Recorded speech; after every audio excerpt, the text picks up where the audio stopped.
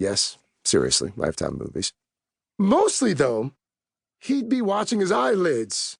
Partly, that was due to his drinking, but it was also a function of his job at the Columbia Post Office and the hours he worked as a mail clerk on the third shift, the graveyard shift.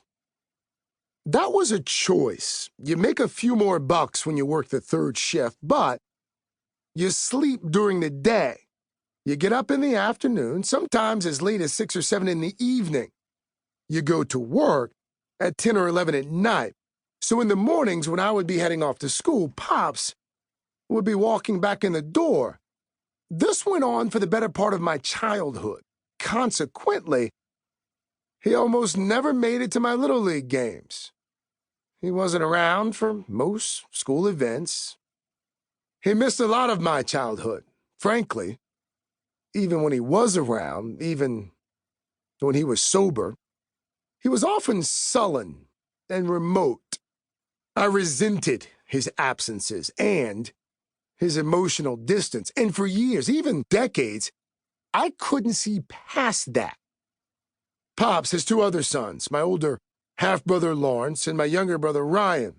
For a long time, the 3 of us didn't understand alcoholism, its crippling nature, the damage long-time alcohol abuse does to the brain.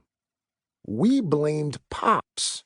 We assumed he was weak. We thought, Pops is just a drunk. He could get his drinking under control if he really wanted to. From my perspective, this was more or less a fact of life. I had a lousy dad. End of story. But, as I said, when you have your own children, you become more aware of the sacrifices fathers make to provide for their families. I began to see the toll living took on my dad, what he gave up, how things might have looked through his eyes while he worked a tough job with brutal hours to put food on our plates and a roof over our heads.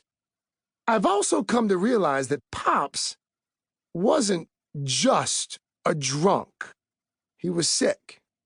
He was an addict. He is an addict. You can hear that my feelings about my father and my childhood are complicated and that I'm still sorting them out. The same with my feelings about fatherhood in general. That's part of the reason I'm writing this book. At a basic level, my job as a journalist is to ask people questions and tell their stories. I've been doing that professionally for 2 decades now. But here, I want to turn the camera around, as it were, and ask myself some tough questions, and ask my parents some tough questions too, so that I can tell the stories of Lawrence and Craig Melvin and what being fathers and sons has meant to both of us, as honestly and thoughtfully as I know how. To me, this book isn't a memoir. It's an investigation. The subject just happens to be personal. One thing I've learned as a journalist is that every story, even your own, needs context. I can't say I plan things this way, but I've reported a lot of stories about family issues over the years, and since I've been on the Today Show, I've done quite a few pieces focused on fatherhood. Is it possible I've been circling the subject as a subconscious way to understand my own history? I wouldn't argue the point. Maybe most memorable for me was a story we did for the Today Show in 2019 on Camp Grace, a program for fathers at Salinas Valley State Prison in Central California. This prison is a maximum security facility housing over 3,000 men. It's among the toughest prisons in the country. And many of the guys have been in for a while, and some of them are going to be in for quite a while longer.